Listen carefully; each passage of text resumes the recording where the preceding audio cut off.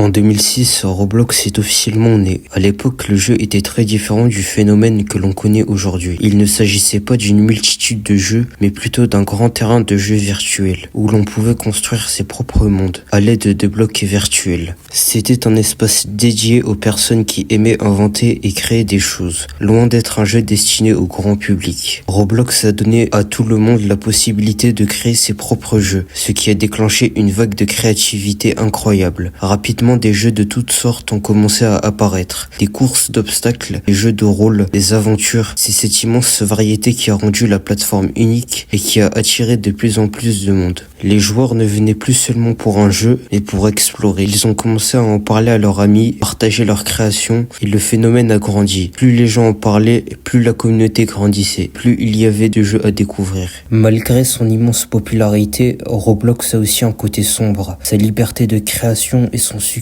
auprès des enfants soulèvent de sérieuses questions de sécurité. Les interactions en ligne peuvent être dangereuses et des incidents réels le prouvent. En 2021, une tragédie a marqué les esprits. Une fille de 12 ans qui jouait souvent à Roblox a été enlevée par un homme qu'elle avait rencontré dans le jeu. Le ravisseur a gagné sa confiance en ligne avant de la convaincre de la rencontrer en personne. Heureusement, la police a pu la retrouver saine et sauve. Cet événement a rappelé de façon brutale que des prédateurs en ligne utilisent ce genre de jeu pour cibler les enfants. Cela a mis en évidence l'importance de la vigilance des parents et de la sensibilisation aux risques d'Internet. L'autre problème, c'est que certains comptes et vidéos, même s'ils parlent de jeux populaires comme Roblox, ne sont pas du tout adaptés aux enfants. Vous avez peut-être déjà vu les vidéos qui promettent des Robux gratuits ou des astuces pour avoir des objets rares. C'est très tentant, on est d'accord, mais la plupart du temps ce sont des arnaques. Elles peuvent vous demander votre mot de passe et là, c'est la catastrophe. Vous risquez de perdre votre compte. Il ne faut jamais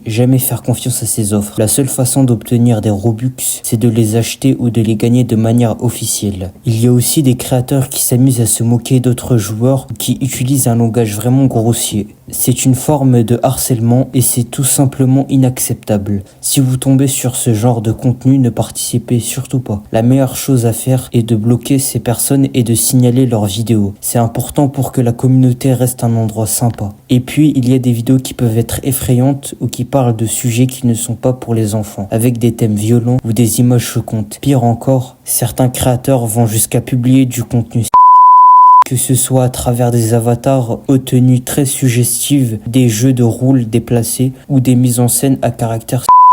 Ce genre de contenu n'a rien à faire là et n'est absolument pas fait pour un jeune public. La modération de Roblox a un problème de manque de cohérence. Pour faire simple, les règles ne sont pas appliquées de la même manière pour tout le monde. Et c'est ce qui a créé des frustrations. On a l'impression que les décisions sont prises par des machines sans que personne ne réfléchisse au cas par cas. La grande majorité du travail est faite par des programmes automatiques. Ces robots sont très efficaces pour repérer certains mots, mais ils ne comprennent pas le contexte. Par exemple, un mot peut être bloqué s'il est considéré comme offensant, même si vous l'utilisez pour plaisanter avec un ami. Inversement, une insulte bien camouflée avec des symboles passera souvent inaperçue parce que le robot ne la détecte pas. C'est cette sorte de double standard qui fait le système paraître si injuste et imprévisible. Pour les joueurs et les créateurs, c'est très difficile à vivre. Imaginez que vous passez des semaines à construire un jeu et qu'il est soudainement supprimé pour une raison vague, sans explication claire. Quand vous essayez de contester la décision, vous n'obtenez souvent qu'une réponse automatique, comme si vous parliez à un mur. Un autre problème majeur de Roblox, c'est la faiblesse de son système de détection des prédateurs et du harcèlement. Malgré les règles strictes, des utilisateurs malveillants arrivent souvent à contourner les filtres et à entrer en contact avec des enfants. Les prédateurs utilisent des tactiques subtiles pour échapper à la modération. Ils peuvent employer un langage codé ou des symboles qui ne sont pas détectés par les algorithmes pour tenter de se lier d'amitié avec de jeunes joueurs. Une fois la confiance établie, ils essayent de les amener vers d'autres plateformes comme Discord ou des messages privés où il n'y a plus de surveillance. Ce problème est très préoccupant car le système de modération, qui est censé être une protection, peut donner un faux sentiment de sécurité aux parents et aux enfants. En réalité, le harcèlement et les comportements inappropriés peuvent se cacher derrière une apparence de jeu inoffensif. Il est donc difficile de faire la différence pour un enfant ou même pour un adulte qui ne connaît pas les codes de la plateforme. Finalement, le défi pour Roblox est de trouver le bon équilibre entre une modération stricte qui ne bloque pas les discussions normales et une détection assez fine pour repérer ces comportements dangereux qui mettent en péril la sécurité des jeunes et la prudence des parents.